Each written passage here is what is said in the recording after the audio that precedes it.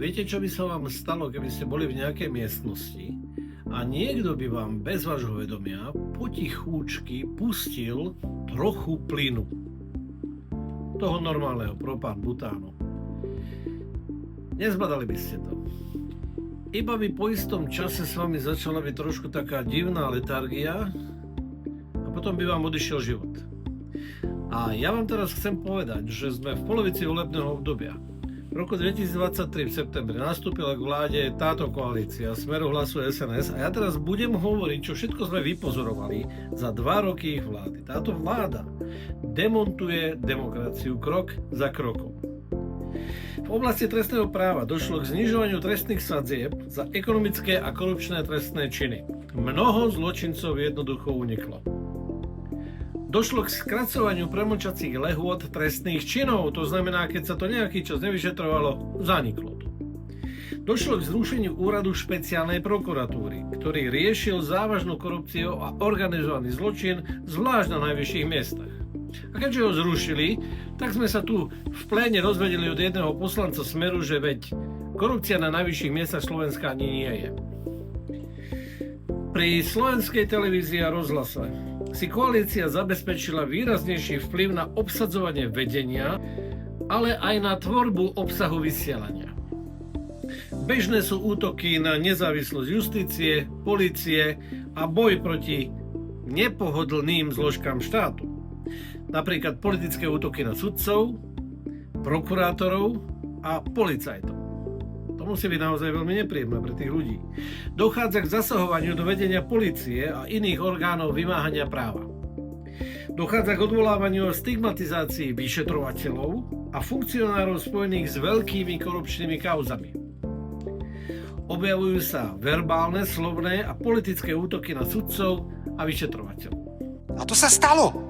A takýto istý človek tu dnes je. A volá sa Čurila, je to Magor. A čo sa deje v parlamente? Takmer polovica všetkých zákonov v roku 2024 bola prijatá bez riadneho pripomienkovania.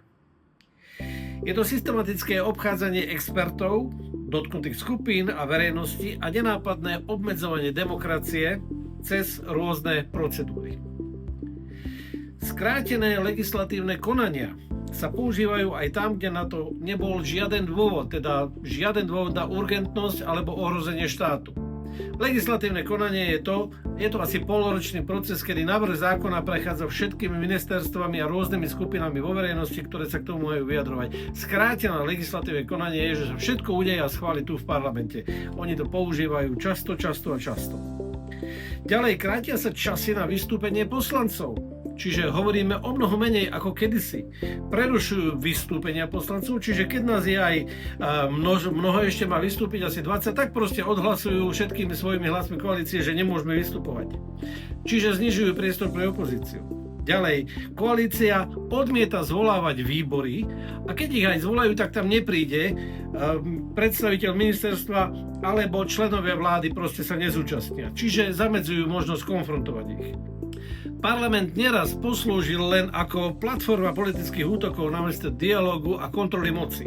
Dochádza tu napríklad k označovaniu kritikov za nepriateľov štátu.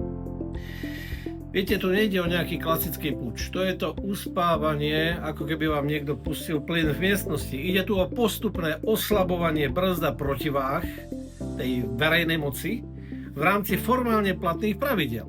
Čiže to vyzerá na oko normálne. Čo je medzinárodne vnímané ako úpadok demokracie. Na toto upozorňuje aj Európska komisia, aj Európsky parlament. Upozorňuje na možné dopady na čerpanie európskych fondov, ak sa takéto niečo bude ďalej diať na Slovensku, ak dôjde k závažným porušeniam princípov právneho štátu. Proste umrieme bez demokracie.